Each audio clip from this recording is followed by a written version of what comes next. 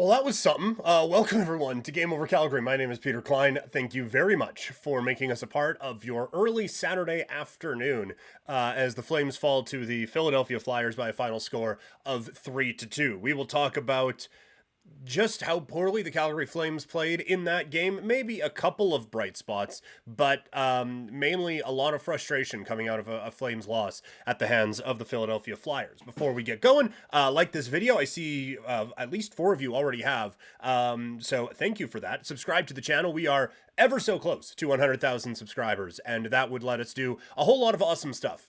So please do that. Yeah, you can find me on social media at Primetime Klein, and I don't have any other stuff to do. Let's just jump right into this. A not great outing for the Calgary Flames. And as Conrad mentioned here in the chat, not a well officiated game either. Not the reason the Flames lost. I suppose indirectly, because the first part of this is just how dreadful the Flames special teams were in this hockey game. Calgary, that was the worst the penalty kill has looked by far in a very long time. It's been like that has been a strength of this Flames team, and that was not the case in this game. That penalty kill looked atrocious, basically from the word go, and then the referees just kind of gave Calgary a bunch of penalties. Now, some of them were deserved. I think there's a lot of discussion about the Zari one. That is interference, right? Like it sucks that a goal gets taken away on that, and it's absolutely 100% a bit of a dive. But that was that was still interference. He hit the guy away from the puck. Like that was interference. But overall, the referees seemed to have lost control of this game and then tried to game manage it, and it was not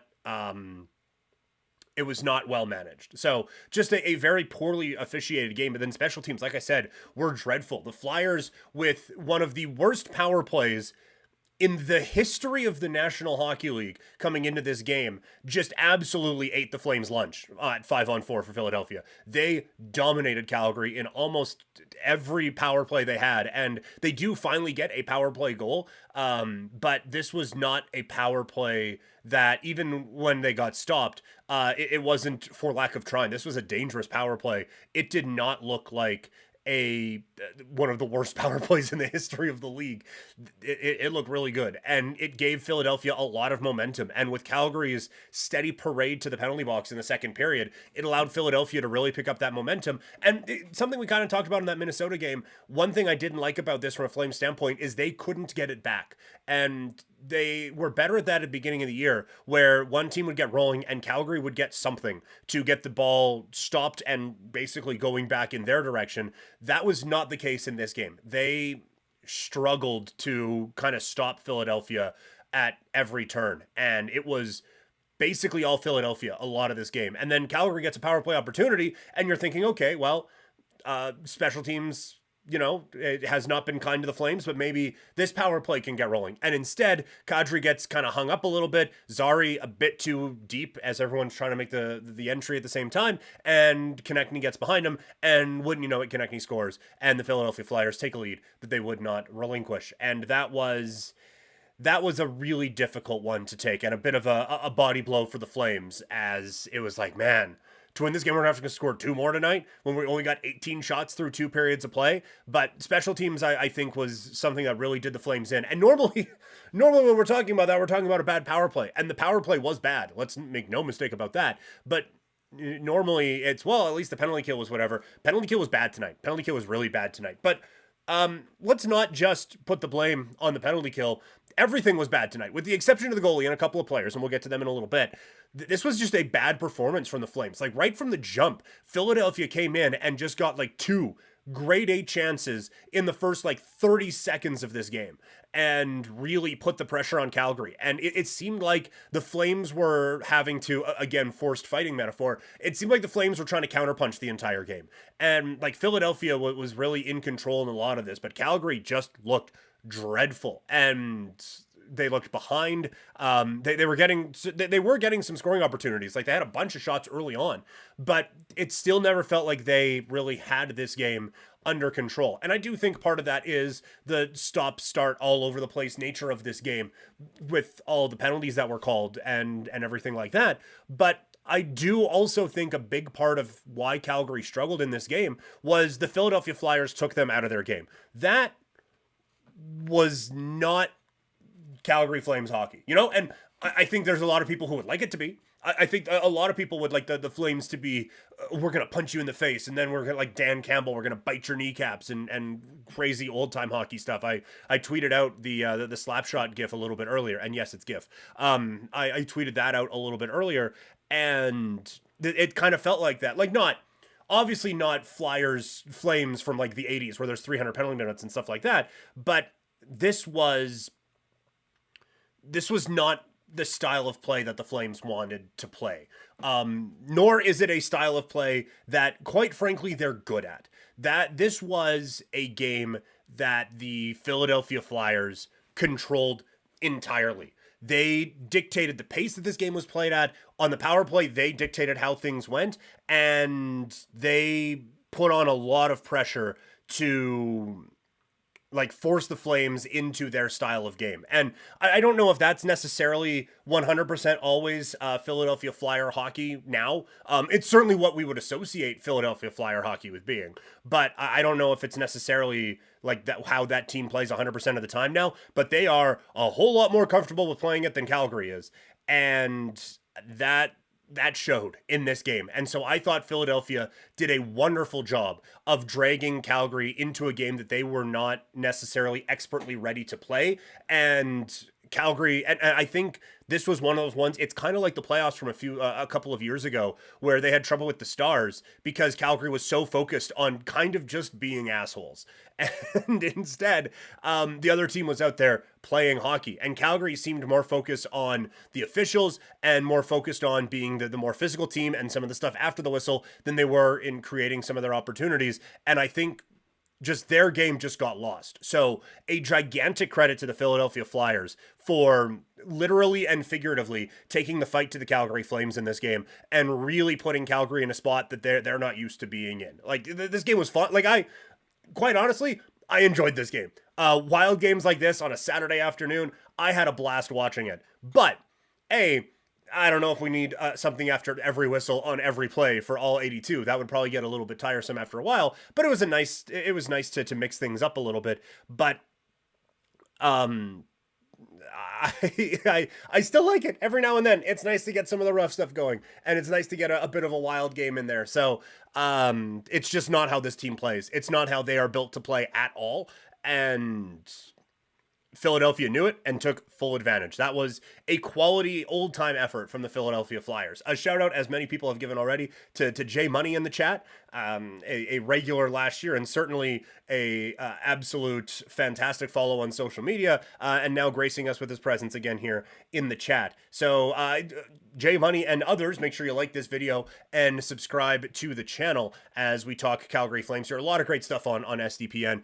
Just wrapped up all the World Junior coverage. That was so much fun to be a part of, and Andrew and company killed it in the gold medal game. Hoping to do more stuff like that going forward. But game overs for all Canadian NHL teams with some of the smartest hockey talk that you will find, plus all the great stuff, other stuff that SDPN has to offer, including, the SDP and all of that. So make sure you subscribe. We are getting so close to 100,000 subscribers. That would be super awesome to get to. The problem that I have, or one of the problems with how the Flames played, is that this wasted another excellent Jacob Markstrom performance. He was so good between the pipes in this game. And if this was a Vladar game, then I think they probably lose like 5 or 6-2. Markstrom had so many games or so many saves in this game that kept Calgary in it. And especially, like I said, early on, it felt like the Flyers just were a step ahead of Calgary the entire time. And then in the second period, felt like they were 2 or 3 steps ahead the entire time because it was point blank chance after point blank chance after point blank chance. And I thought once again, Markstrom was great. And the numbers, I mean, his numbers are going to show it tonight because I think he got 40 saves. If not, it's 39. But he has so outperformed his numbers this year. And I don't know if he's going to get an all-star nod. but or if he even wants it. Dude's going to play a lot over the next little while, so getting him a break probably isn't the worst thing. But he deserves at least a bit of recognition for how much he has turned things around from last season to this year, and he was awesome. But he didn't get a whole lot of help. Defensively, I thought Calgary really struggled in this game, and I think no example of it was better. Now, they were shorthanded, but that hasn't really been an issue before. The shot... No, I don't even. They weren't even shorthanded. No, this was 5-on-5. The play where Huberdeau blocks the shot, it comes back to Walker. He puts it on goal, and this is something that has really frustrated me a lot this season. Frost was like left all alone at the side of the goal. Had one crack at it, stopped, two crack at it. It's in the back of the net, and that is something that this Flames team I think has struggled with all season long. They have had a real difficult time with defending net front presences and leaving guys just all alone with your goalie with as kind of the last man back. That was something that this team I think really needs to tidy up. You don't want to just constantly be screening your goalie or anything like that, but to leave your goalie just hung out to dry on an opportunity like that is really frustrating. And it kind of happened again. It was more just a fluky whatever on the Couturier goal where he like... You're not going to defend a guy below the red line, and he's just able to bank it in. But he was, again, the last man back down there, allowing him to get that puck and put it in the net. So it's one thing to front, and it's one thing to not want to screen your goalie, but you do have to take care of someone when they are down low, point blank, right in front of your goalie. And Calgary has really struggled with that at different times this season, and tonight was certainly one of those games. The chat's having a good time with a few different things tonight. But I do think there were a couple of positives from this game. Like I said, Markstrom looked pretty strong. Also, this is another good Jonathan Huberdeau game. And I made the joke that he made a sick pass to the top corner on that. You could see he kind of looked back. He looked like he was trying to find someone to maybe drop it to, but he's in on a breakaway. That was a world-class level finish. And it, again, leads you to the, why don't you do this more? But I do think this is probably going to be the last time that Huberdeau playing well is noteworthy. And that is a big boost for this Flames team, because this was, I thought, another strong performance from Jonathan Huberdeau and Mangiapane as well. They're the two guys who we had a lot of the focus on over the past month or so. Those are two guys who have really stepped up, and Huberdeau seems to have finally found a line that he is comfortable with. And I like this setup, how things are going. And I think it's only going to get better when Pelche is back. I would imagine that's soon-ish, hopefully. But no, I think like we are now, I think this, for me anyway, puts to rest any more Huberdeau conversation for a while. Now, if he's absolutely dog shirt in the next couple of games, then we can get back to it. But now I think we are at a point where him playing well isn't really noteworthy anymore. It's just how things have been going, because he has been really good and one of the Flames' best players the last couple of games. And I did not see that coming, even with one last line blendery situation here. He was someone who you just kind of like, well, maybe it's not going to happen, and just kind of deal with it for the next 8 years or 7 years or whatever it is on this contract. But they found something with him now, and I think that's great. Also, someone who I've been a touch hard on the last couple of games who stepped up today, and this felt like the type of game that he would feel good in, but it's Martin Pospisil. He was really good for the Flames, I thought, in this game. He had a real nice chip off the wall to set up the Huberdeau chance, and then a perfect pass to Nazem Kadri that got him in all alone on Carter Hart that almost set up a big goal for Calgary. Hart ends up making a save. He was pretty good in this game as well. Didn't fight Markstrom, which was disappointing for me. I tweeted out, I thought this was the perfect game for a goalie fight to break out, but alas, we did not get that. But I thought Pospisil, like this kind of down in the dirt, nasty, violent, grinded out sort of a game really does seem to fit him and fit his style quite well. And I think that is something that the Flames can take a lot of solace in going forward, is these games that get a little bit wonky and there's a bit of an edge to them. He is going to come out and play really aggressively and almost feel right at home. And like I said, this Flames team doesn't have a lot of dudes who looked like they all looked comfortable punching the other guys in the head, but they didn't look overly comfortable playing in this type of a game. It really did get away from them. But Pospisil was someone who had both hands on the steering wheel in this, and that's it's nice to see from a kid, but you think about his playing style and how he kind of gets down. It makes sense. Makes a little bit of sense that he's going to feel right at home here. But I thought like he looked all right. I thought the Zari line looked okay. Overall, like they just kind of got outclassed by the Philadelphia Flyers, and that's, with all due respect, like we talked about the Flyers on New Year's Eve. Well, at least some did. I don't know how many of y'all were on a New Year's Eve stream, but the Flyers, like I enjoy when the Flyers are good. They have a bunch of pieces that I really like. I talked about it on the last one. They were a team that when there was all the talk of, oh, well, Johnny wants to go closer to home. It's like, great, trade him for like a bunch of pieces on that Flyers team and let's just roll with it that way. Because I love watching Konechny play. Couturier as well. Tippett has turned into a real dynamic offensive threat. And they finally have the goalie figured out. It seems like Hart has got it figured out once again. So, I mean, we'll see what happens with him down the road. But for right now, it seems like he has got this thing kind of on lockdown. And so, yeah, like this is a good Flyers team. But again, it's what we've talked about with the Wild and a couple of other squads that the Flames have played recently. If you want to get to where this team wants to get to, and that is still the postseason, this is kind of a team you should beat. And certainly not a team that you should get your head caved in shot count wise. And that is, it's another example. And look, it's not playoff style hockey because the crowd isn't going crazy and all of that. And there certainly isn't the stakes. But this was like the type of tight checking, closely officiated game that you sometimes get in the postseason. And Calgary failed this one with flying colors, if that's a thing that you can actually do. Whatever it is. If it's not flying colors, I guess it would failed it with falling colors, I suppose, because they just seemed out of their depth in this game, and credit to Philadelphia for dragging that out of them.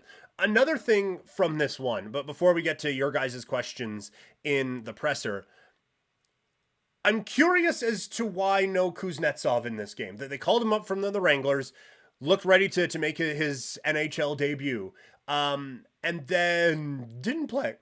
Which, I mean, look, the Huska's been really good about putting the kids in, and getting everyone established there. So this is not a Daryl Sutter-esque, like, play the kids, come on. But I thought Osterley kind of had a bad game a couple of games ago, and it wouldn't have shocked me if he came out of the lineup. DeSimo's been fine, but I would have liked to see what the kid had. Now, maybe you knew how sideways this game was going to go and you didn't want the kid in there for that, and maybe give him a bit of a softer landing spot against what's left of the Chicago Blackhawks coming up tomorrow afternoon. But I would have liked to see Kuznetsov in this one today. Hopefully he does check into the lineup, but we are very much team play the kids on this show, and that is a kid that I wish they would have played in this one. Again, Huska's been fine with that, and actually I think he's done a pretty good job coaching in general this year, but that was one where would have been nice. Would have been nice to see him check back in.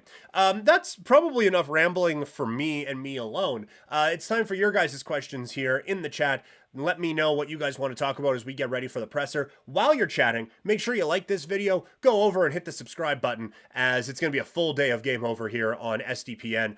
We're getting it started with the early game here, but there's a lot to come still today, and a lot to come going forward. Like we got another one of these coming up tomorrow. Audie is back from vacation coming up next week, so a lot of great stuff here on Game Overs. Conrad mentioning in the chat, back-to-backs probably played into that decision. And yeah, like if you didn't want to play him in back-to-back games, it would have been weird to play him in one game and then sit him the next. So maybe you want to like go up in the press box, watch what the game is like, and now get ready for your debut tomorrow, and just kind of let him settle a little bit. Who did they do that with the other day? Oh, Dustin Wolf. Bit of a different situation because he's the goalie, and it was a bit of an emergency call up. But they let Wolf have a game to just kind of get his sea legs and look around and see what an NHL team is like, and have your stomach digest NHL catering and stuff like that, and then get ready for the big game tomorrow. So it's not the biggest deal. It's not why they lost. It's more selfish because I wanted to see him play, and I was excited to see what he would do. And maybe I already had in my rundown penciled in for how did Kuznetsov play this game. And I don't like change. So, but no, like as you talk through it, it does make a little bit of sense. I just wanted to see him. I want to see all the kids play. And we didn't get that in this one, but you're right. We probably do see it tomorrow.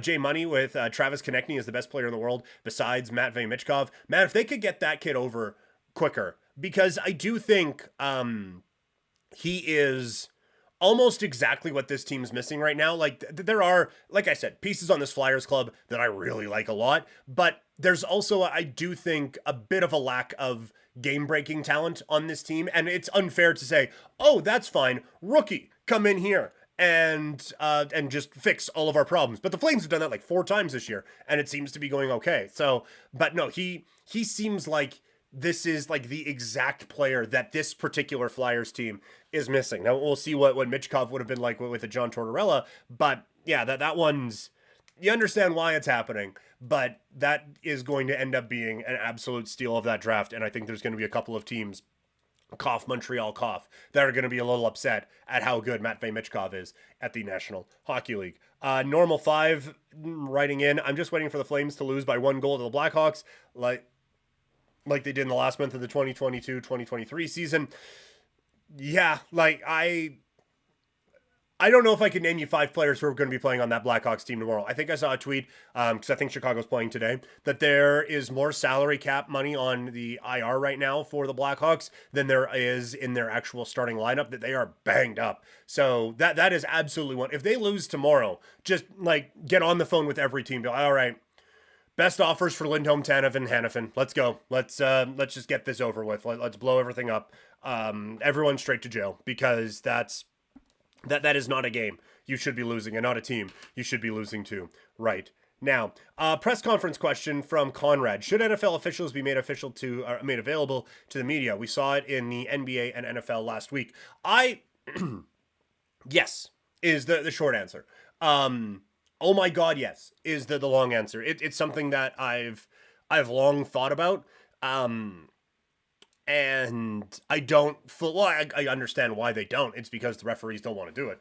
But if you are going to be making big calls in big games, I do think you need to be held to somewhat of a standard. And it's frustrating because it's probably not going to happen. And then if anyone criticizes them, they get fined for criticizing them. But yeah, there should be, it's like any job, right? There should be repercussions for being bad at your job, right? Like if I, now this one's subjective, I suppose, but if I really sucked on this show, then hopefully SDPN would just pull me, or I would get less shows, or whatever, right? That there should be consequences for being bad at your job. And NFL, NHL, NBA referees don't really have it. NFL, referring to that Detroit-Dallas game, and then the officials who were doing that game removed from the postseason. NBA ones, yeah, like that. There's a few. I mean, they have to face it a little bit, but I mean, they don't really have a sterling track record given the whole gambling thing. So there's a bit more of a microscope on them. But Jay Money saying it's interesting because the officials called a perfect game today. I think they may have been just a couple of notches below a perfect game here. Jay Money. I think that is probably, both sides probably would think that, although Philadelphia does come away with the win. It's like the officials union has more power than the players union. Bizarro world. Yeah, I mean, it is frustrating, and you would like, I think, and sometimes honestly, more often than not, I think it would help the officials out. Like, you would still get people pissed off, right? Like, but I think if they said, oh, well, yeah, this is what we saw, it's da-da-da-da-da-da-da-da, then cool. Okay, at least we know. At least we know what you're looking at. At least, like, we can kind of figure it out, you know? But it's the guessing game with all these things, right? And sometimes explanations don't work, right? Like the player safety stuff. But at least with the player safety things and the descriptions they send out after, at least they're doing that so we have an understanding of, okay, well, at least this, like, they don't hold themselves to the same standard, but at least we can try to sometimes guess along, well, they said this in the last one, and so this is that, so blah, blah, blah, blah, blah. I do feel like sometimes, like, if we're upset about the Zari play, for example, because, well, no, he hit him early, and then, yeah, puck went in, but we called a penalty, so there you go, that's what we saw. Or why the Coleman one wasn't a penalty. Oh, well, we saw this, and the puck was still there, and blah, blah, blah. At least explain it so we know what you're looking at, so we know why, instead of just, oh, well, they must be corrupt or shitty. One of the two. Let us know what you're thinking. Let us know, and maybe, I think it can only do referees more favors, and it's not like putting their faces out there will put them in any more danger. Like, we see what they look like, so it's not like they're hiding behind anything. So it just seems really I don't know, almost cowardly, to just not face up for anything you did wrong, in my personal opinion. To kind number one, in the PWHL, if you score a shorthanded goal, the penalty is over. Cool idea. Yeah, I think it's fun. Look, like the Flames penalty kill will be upset. Like, hey, no, we're better 4-on-5 than 5-on-5. Let us keep killing this. Let us keep going. Let's try to get two. Let's drag this out as long as possible. But no, I think it's an awesome idea. I love that the PWHL is doing that. I love that they have the 3-2-1 point system for their standings as well. That's something that, now that you can do it on NHL video games, I put on every video game, because that is, in my opinion, the way that the standing system should be laid out. But that's really cool. And just a quick shout out, the PWHL is absolutely crushing it right now. It is so awesome to see attendance records being broken every day, streaming records being broken every day, and just the amount of support this league has. But now, I'm gonna need you to come out west. Need a Calgary team. Need that to happen. Now don't expand beyond your needs. I understand. But also do it quickly, because I want a team to cheer for, and I will not be cheering for a Toronto team or anything like that. Of course not. But right now, I'm just in the mode of, I hope everyone has fun. But yeah, we need, let's get on a Calgary team, because I remember the Calgary Inferno, and I was lucky enough to do play-by-play for a couple of games for them, and it was so much fun. So let's get that back here, so we can check out some great hockey here in Calgary, because Lord knows the NHL team doesn't provide that all that often. Yes to that, Conrad. Yes. Only if they rehire Rams. Yeah, 100% on that one. Circle K Classic also uses 3-2-1. Yeah, it makes sense. Like, I think a bunch of like tournaments and stuff. Now, it makes it easier for tiebreakers and stuff like that, but a bunch of tournaments use it. So let the NHL use that as well. We're going to do a last call here for anything that you want in the chat. Or anything from the presser here, or we can just keep bitching about the referees for a little bit more if y'all want that. Just checking a quick update on the standings now. Calgary still now 2 points back of Seattle for the last playoff spot in the West. Calgary has the same goal differential as the Kraken. The Kraken have 9 overtime losses this year. Again, 3-2-1 setup, kids. It's the way to go. It's the only way to go.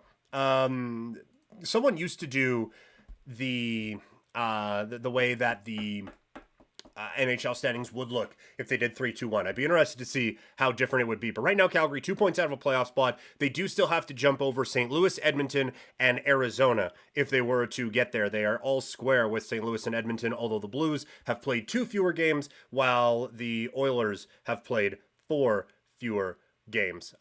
So it's something we're going to keep track of. By the way, they are 18 points up on San Jose, who has really been tank committed in the last little while, falling apart here at the seams. But yeah, as we approach the midway point, the Calgary Flames still hanging around, making for some interesting decisions here for Craig Conroy. Apparently, there's talk that Noah Hannafin extension is more likely than a trade, and that's something we've talked about here before. I like Noah Hannafin a lot as a player, and I think he can be like a not foundational piece, but I do think that he can be like a really high level defenseman on a team that does win a championship. Like I think pretty highly of the dude. And so it's something we've talked about before. In a vacuum, it's like, well, yeah, he's still young. He is playing at a high level, and I think there is still a little bit more ceiling to his game. So it would make sense to want that guy on your team. However, the Flames already have some big contracts, and as we have discussed, they are having to work really, really hard to pass St. Louis, Edmonton, and Arizona to catch Seattle for the last playoff spot, just for the right and the honor to get their heads beat in by the Winnipeg Jets for 4 games. That's not how you build a team. And so I can understand both sides of this one. Yes, having Noah Hannafin on your hockey team makes you a better hockey team and gives you a chance to win. At the same time, it doesn't move the needle for this team or help them get any better right now. So to me, the Hannafin extension stuff, if it happens, I can totally see why, but it's not the direction I think this franchise should go, and it's not the direction I think a lot of people want this team to go right Now, a couple ones here in the chat. One Calgary Flames one, Strickland or Duplessis. I think Duplessis. I think DDP just has a few more tools in the toolbox to get the job done against Strickland. I think Strickland fought the fight of his life against Adesanya, but I'm going to have to see it more than once to trust that he could do that against someone the level of DDP. Peter, you have any thoughts on the rest of the NHL schedule today? Canucks Devils is going to be a whole lot of fun. New Jersey, hopefully they get lit up and wildly overpay for Jacob Markstrom in a trade going forward. But all the Hugheses facing off is going to be a blast. Man, look at the Panthers. 3 goals on 5 shots against the Avs. They're up 3-0. Pretty good slate of games tonight. Rangers, Habs. I think Montreal might be kind of clock striking midnight there. So I think the Rangers do it. And oh, man, I feel bad for the Sens tonight. I think they're running into a bit of a buzzsaw against Edmonton, so it could be a long night for the game over Edmonton or game over Ottawa folks as they do a crossover episode or a head-to-head, with with Edmonton tonight once that game is all wrapped up. But yeah, a few really fun games on the NHL schedule tonight. But that is going to do it for breaking down what was clearly the most important game on the schedule tonight with the Flames taking on the Philadelphia Flyers. One more time, like the video, subscribe to the channel, get us up to 100,000. If you missed any of this, the video lives on YouTube for forever. You can come back and check it out as many times as you want, or it's up in podcast form. We get these things up basically as quickly as possible once the games are done. So check us out in podcast form, wherever you get podcasts. Just search for Game Over NHL. My name is Peter Klein. You can find me on social media. I am at Primetime Klein. No, I did not forget the Leafs matchup. They're playing the Sharks tonight. I think we know how that game's going to go. I think that's one of those games where the Leafs are favored by 2.5 instead of the traditional 1.5. So that's definitely going to be a whole lot of fun when San Jose wins tonight 4-2. But yes, that is going to do it for the show. You guys have been an absolute blast to chat with. Why not do it again tomorrow? I'm back here as the Flames take on the Chicago Blackhawks. It is a 1 o'clock Mountain start for that game, so I will talk to you all after that one, and we can vent our frustration about the Flames losing to an ECHL team. Have a great night, everybody.